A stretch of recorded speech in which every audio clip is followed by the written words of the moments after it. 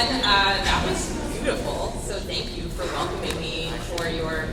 That was an amazing way to start the day. I hope this is also going to be a helpful way for you to start the day. My name is Dr. Amanda Strawhacker. You guys can call me Amanda. I am so excited to be starting as all of your STEAM coordinator. I am very passionate about STEAM. That includes STEM, and I'll tell you why today. So when I was your guys' age, in fact when I was 2, I knew that I was not a STEM kid. Actually, it's funny, right, that I'm now your STEM coordinator, and I was never that into STEM. I knew about myself that I was a music kid. I was all about music. Anyone? I know all of you guys are singers. I see you over here. I heard your beautiful voices. Where are my band kids? Any band kids in here? All right, let's hear your band. My musical theater kids. Where are you guys? All right, and singers. Everyone. That should be everyone. But anyone feel really connected to singing? Oh yeah, there you are. Give me an A. I'd be really impressed when you do that.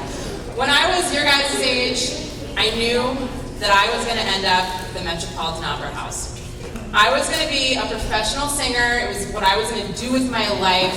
I was so excited to join the very first chorus that was available at my school in 4th grade, and within like 2 weeks I was going out for solos. By the time I was your guys' age, I think I was in 3 or 4 choirs at a time. When I finished high school, I was in 3, president of a 4th, and I was doing all-state choir. I was so obsessed with singing. It was like the thing people knew about me was that I loved singing. And I knew that it was okay that I was never going to be into STEM. In fact, I had a teacher. She was not a teacher who would have worked with checker in 4th grade, who told my folks, you know, if she never gets excited about math, that's okay, because she's a girl. You guys believe that? She said, that's okay, because she's a girl. We don't really expect that. And that, I heard that, and I really internalized that. And so it was okay with me. I was fine with that. I was going to go be at the Met. And I was okay with that until about high school.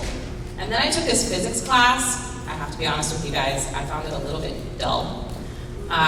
Until the day that we did sound waves. We brought in this microphone with an oscillograph. You guys know what that is? It takes sound waves. It takes any sound, and it shows you, like on a screen, the wave that that sound is making. I don't know if you guys have heard about this yet, but sounds make waves. They literally make vibrations through space. That's why when you're singing, you feel it in yourself because your body is vibrating. So I thought it was so cool that we were making sound waves. We were just kind of playing around inside. I was like, you know what? I know what to do with the microphone. I'm going to lean in, I'm going to make some weird sounds, and I'm going to sing. And as I was making my sounds and singing, I was realizing that I noticed something interesting about the sound waves that I did not expect. So yes, they got really big when I was loud, and they got kind of like quiet when I was quiet. But I did not expect to see multiple sound waves happening from one voice. I was like, that's sort of weird. I've never learned that about sound. And I looked this up because I got curious. I got very, very curious about this, and this is true. This is a real thing. You can look this up. Did you guys know that your voice, anyone's voice, it's really not even that hard, makes multiple sound waves at a time when you make what sounds like one voice, one sound? In fact, there are people all over the world, some, I think they're like Buddhist monks in Tibet, who practice for years of their lives to be able to harmonize with themselves. One voice, and they can make 2 sounds, and it sounds like harmony, like 2 people singing together. It's wild. You should look it up. And I got so curious about that because as I was watching, I was like, well, you know, this is really cool, and I'd like to practice doing this with my voice. But something else that surprised me about these harmonizing voices is that it didn't sound like music to me. It sounded so strange to my ear, these Tibetan monks. And when I got curious about that, I looked it up even more, and I realized, did you know that although the sounds in the world that we all hear are universal, the way we divide up music is very cultural. So my band kids, for you out again?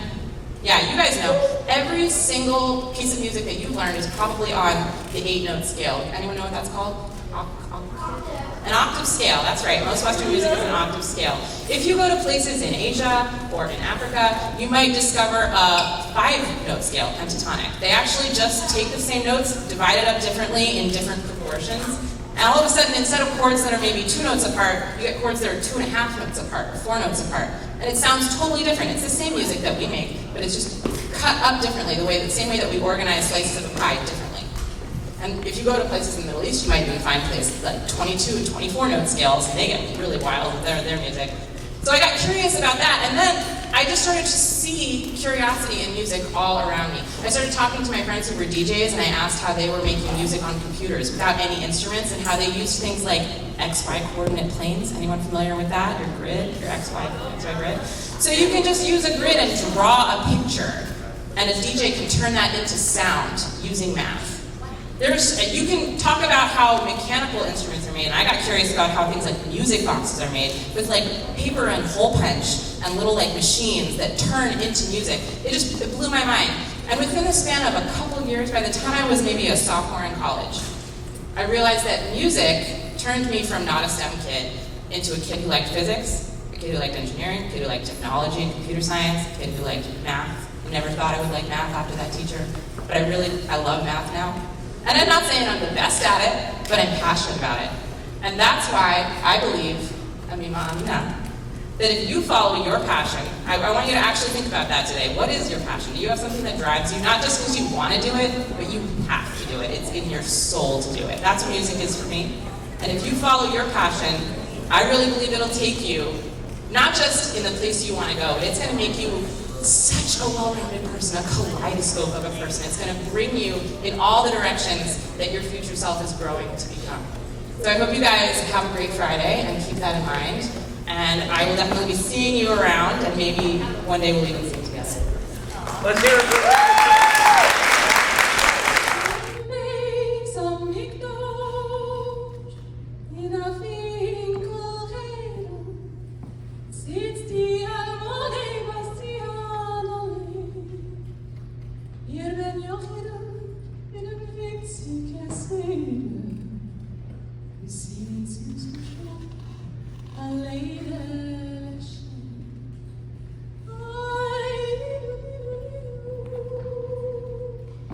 When I was a little sleepyhead, Mama would tuck me gently into bed and sing of raisins and